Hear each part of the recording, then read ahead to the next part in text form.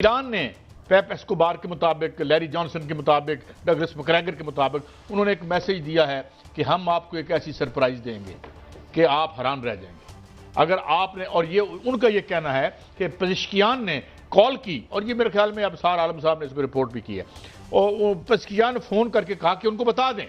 और फिर जो इसहाक डार साहब ने फ़ोन करके बताया कि हुजूर उधर कुछ ऐसा औजार आ गया है जो आपको बहुत बड़ी मुसीबत में मुब्तला कर देगा। जी तो मियां साहब ये ना मुआहिदों से ठीक होगा, ये तक बैलेंस ऑफ टेरर होगा। बैलेंस ऑफ टेरर अगर क्रिएट जो किया है ईरान ने, इसको मेंटेन करता है और नवंबर तक अपने अंदर इतनी ताकत बढ़ाता है और इतना ऐसा असला मोहलक बना के उन्हें ये मैसेज देता है कि हजूर फिर आप भी इस सफ़े हस्ती पर नहीं रहेंगे तो मुआहिदा हो जाएगा। लेकिन कमजोर का कोई मुआहिदा नहीं होता, कमजोर को लपड़ ही पड़ते हैं मियां साहब, ठीक है ना? बिल्कुल ठीक है, चाहे तारीख हो चाहे महल्ले की लड़ाई हो।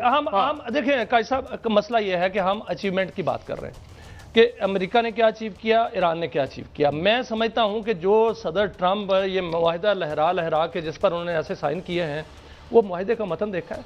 मुआहिदे का मतन जो है फारसी में है। ईरान ने, ताकि किसी को समझ ही ना आए, ईरान ने बहुत बड़ी अचीवमेंट किया। और काली बाप साहब कहते हैं कि हमने फौजी कार्रवाई में वो चीज़ें अचीव नहीं की जो हमने इस पर मुआहिदे के तहत, ये जो मुफाहमती याददाश्त है, इसके तहत टेबल पर बैठ के कई गुना ज्यादा हमने हासिल कर लिया। देखिए कई गुना ज्यादा क्या है, अरबनाए हरमोज में उनकी खुद मुख्तारी मान ली गई है ईरान की, जो कि पहले मुतनाज़ा था।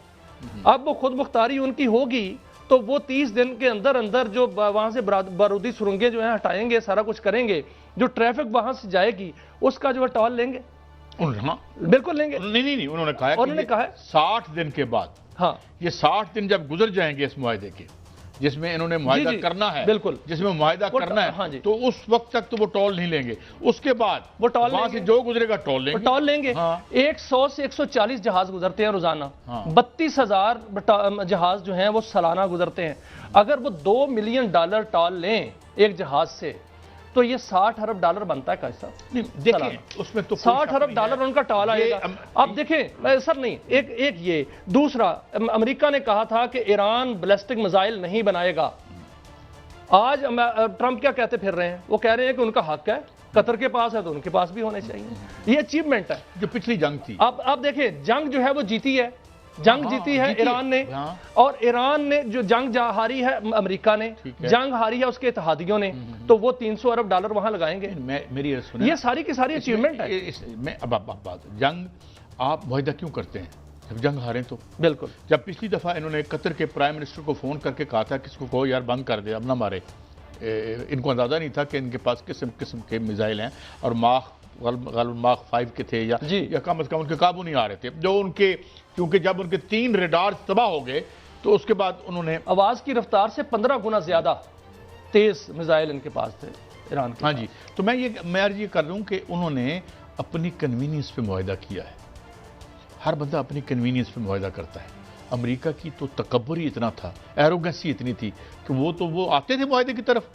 अगर उनको ये ना पता होता, जब 13 उनकी बेसिस उड़ा दी और उसने कहा कि मैं इनके ये जो वाटर के प्लांट्स हैं मैं इनको उड़ा दूंगा, तुम्हारा पेट्रो डॉलर का यहां नामो निशान नहीं रहेगा।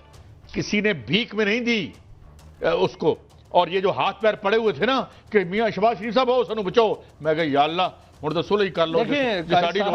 मसला ये है कि जो वहां से ईरान ने जो जंग जीती है वो अपने जोर जीती है, इसमें कोई शक नहीं।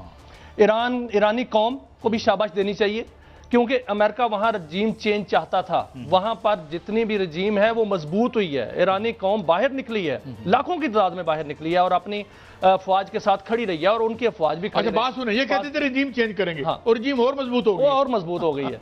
तो ये और जो कि अनपॉपुलर थी जी, जिसके खिलाफ इंडिजिनस मूवमेंट बन रही थी, अब वो फिर आगे जाएगी। लेकिन सर देखें, मुझे याद आता है 3 माह पहले का वक्त, जब 3 माह पहले 26 फरवरी को मोदी गया था। दो तारीखें रकम हुई हैं सर। एक तारीख रकम हुई है तामीरी सफारतकारी की, जो कि पाकिस्तान के हाथ में आई, पाकिस्तान के हाथ में कामयाबी आई, पाकिस्तान ने कद बढ़ा।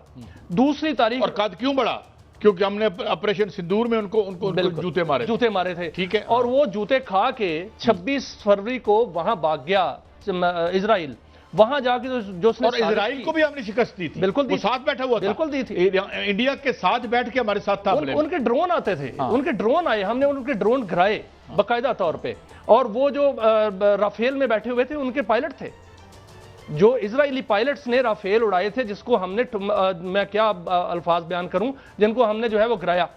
अब सर मसला ये है कि जब मोदी वहां गया, 2 तारीखें रकम हुई, एक तरफ तकरीबकारी की और एक तरफ मोदी ने अपना वालिद मोहतरम करार दिया, जी बिल्कुल बिल्कुल, फादरलैंड। तो उसने साजिश की, पाकिस्तान ने जो है मोदी के फादरलैंड की बेइज्जती पड़ी हुई है। आज क्या हुआ है, अब क्या हुआ, G7 के इजलास में आपने देखा सर, एक तरफ जो ट्रंप है वो उनको किलर कह रहे थे, कहते थे इनकी शक्ल पे ना जाएं, इनकी शक्ल फरिश्तों जैसी, अंदर से ये किलर है, यानी ये बुशर ऑफ गुजरात है, वो असल में ये कहना चाह रहे थे। दूसरा उन्होंने ये भी कहा कि आपको जब फेंटा लगेगा पाकिस्तान से, अभी जो फेंटा लगा अगर, तो मुझे बताना, मैं आपको बचाऊंगा। सर अब क्या होने जा रहा है, अब जो ईरान है वो इस तरह का ईरान नहीं रहेगा। चीन मुकम्मल तौर पर ईरान के अंदर सरमायाकारी भी करने जा रहा है, पाकिस्तान मुश्तरका तौर पे करने जा रहे हैं, उनकी बंदरगाहें जो हैं उन दोनों मुल्क जो हैं वो बाकायदा तौर पर संभालने जा रहे हैं, और चाइना उनके साथ दिफाई मुआहिदा भी करने जा रहा है। वो दिफाई मुआहिदा ऐसा नहीं होगा, वो दिफाई मुआहिदा 2 तरह का होगा, वहाँ पर चाइना जो है वो बाकायदा अपना असला भी देगा, वहाँ पर उनको जो है फौजी कुव्वत भी देगा, और वहाँ उनको फिजाई कुव्वत भी देगा। मेरे पास तो खबर है कि ऑलरेडी वहाँ पे मशीर मौजूद है, रूस के और चाइना के, बिल्कुल है, और मजीद जो है बढ़ाएगा। अगर लबनान में इजराइल ना रुका तो फिर लबनान में भी बाकायदा तौर पर उनके जो है वो बाकायदा मुकाबला किया जाए, और उनको जो फारग कर दिए जाएंगे। देखिए उनको बाकायदा तौर पर देखें, ईरान के पास वो फिजाइया नहीं है, ईरान के पास जहाज होंगे, तो फिर देखें फिजाइया उड़ानी किसने है, ये अब बताने की जरूरत है। अब देखिए ना, मिसाइल पे तो हमें पायलट बिठाने की जरूरत नहीं है, बिल्कुल। ये बार फिर बदल गया, ये सारी अचीवमेंट्स है। बार फिर अगले बार फिर की शक्ल ही बदल गई जी। ये सब अब जो ऑपरेशन सिंदूर के बाद और इस जंग के बाद, ये जो ट्रेडिशनल था ना, जैसे ये अब मलबा बन गया है। ये जो आपके बड़े बड़े कैरियर्स हैं जिसमें आपके ऊपर जहाज हैं और ये तो अब मलबा बन गए। अब तो देखे ना, वो छोटी छोटी किश्तियाँ खड़ी की हुई हैं उसने अपना अरबूज में, और वो अनमैंड है, वो जाके लगती हैं, वहाँ से गुजरने नहीं देगा किसी को। तो मेरे ख्याल में बहुत ही जंग का जो बदल गया है। पाकिस्तान का कद बड़ा है कायद साहब, इतना कद बड़ा है पाकिस्तान का, इतना एहतराम पाकिस्तान का बड़ा है कि अब जो ट्रंप कहते थे ना मैंने जंगें रखवाई, पाकिस्तान ने 3री आलमी जंग रखवाई, और पाकिस्तान अब हो सकता है कि बहुत से तनाजात और भी जो है वो हल करे। हो सकता है कि रशिया और यूक्रेन का मसला भी जो है पाकिस्तान ही हल कराए। पुतिन ने पाकिस्तान का जो है वो बाकायदा तौर पर यार अपने मसले तो हल कर लें पहले, हमारे मसले हल हो जाएंगे। कौन से मसले हल होंगे? आज ताफ्तान ये जो आपने अभी जब मैं आऊंगा, ये जो कानून आपने पास किया, हमें शर्म से हमारा सर झुक गया। इस पर हम बात करेंगे। जो पाकिस्तान, ये किसको लगा रखा था आपने, ये किसने कानून? सर इस पर बात करके सारे इस पर हम बात करते हैं। पाकिस्तान जो हासिल करेगा वो अगले पार्ट में हम जो है जाओ जाके कब्जा करके वहां पे अपना वो झंडा लगा लो। इस वक्त पाकिस्तान ने जो है, इस वक्त पाकिस्तान ने पूरी दुनिया को करके दिखा दिया है, और पाकिस्तान महवे निगाह बन गया, निगाह बन गया और मिसाल बन गया। सफारतकारी करनी हो तो ऐसे करते हैं। मेरी बात सुने, देखें उनको हमारी जरूरत थी, हमने उसमें बड़ा वाजिदी काम किया है, इसमें पाकिस्तान का भी फायदा था, अमेरिका का भी फायदा था। देखें अगर मैं एक और आपको बात बताता हूँ, अगर ईरान ने घुटने टेक दिए होते, ईरान सरेंडर कर गया होता, तो आपके पास किसने आना था? उन्होंने क्या कहा, वो सारी जान छिड़ाओ ना खोलो। तो इसलिए I think we need to have a very balance view of it, और उसमें कोई हम इतने देखें मुझे तो इतना पता है सर कि एक कागज है पूरी दुनिया में सर्कुलेट कर रहा है, सोशल मीडिया भरा हुआ है, पूरे टीवी चैनल्स भरे हुए हैं, वो गोदी मीडिया जो बकवास कर रहे हैं ना, वो भी वही कागज दिखा रहा है, और उस पर 3 दस्तखत है, और एक है डोनाल्ड ट्रंप का दस्तखत, एक है ईरानी सदर डॉक्टर मसूद पज़ेश्कियान का दस्तखत, और तीसरे हैं वज़ीर आज़म पाकिस्तान मियाँ शहबाज शरीफ के दस्तखत। ये पूरी दुनिया को जो है इस वक्त, पूरी दुनिया की टीवी स्क्रीन हो, सोशल मीडिया की स्क्रीन हो, और कहीं भी अगर अखबारात के पन्ने हैं वहां पर छपा हो, तो ये तीनों दस्तखत नजर आ रहे हैं। चलें ठीक है। तो ये जो अभी ये जो कानून पास हुआ है हमारा, उस पर भी मियां साहब के दस्तखत? नहीं उस पर तो अभी दस्तखत नहीं हुए। अच्छा। लेकिन वो बताएंगे की फर्क पैदा है, वो कानून क्या है वो बताएंगे, लेकिन उस पर अभी दस्तखत नहीं हुए। अच्छा ठीक है। अच्छा मियां साहब अभी बात करते हैं एक और, क्योंकि अभी हमें इंटरनेशनल स्टोरीज हैं जी। मास्को पर बड़ा हमला किया है, और ये हमला उन्होंने जो मास्को के मुजाफात में एक ऑयल रिफाइनरी है, मेरा ख्याल ब्रेक का कहा जा रहा है, ब्रेक ले लेते हैं।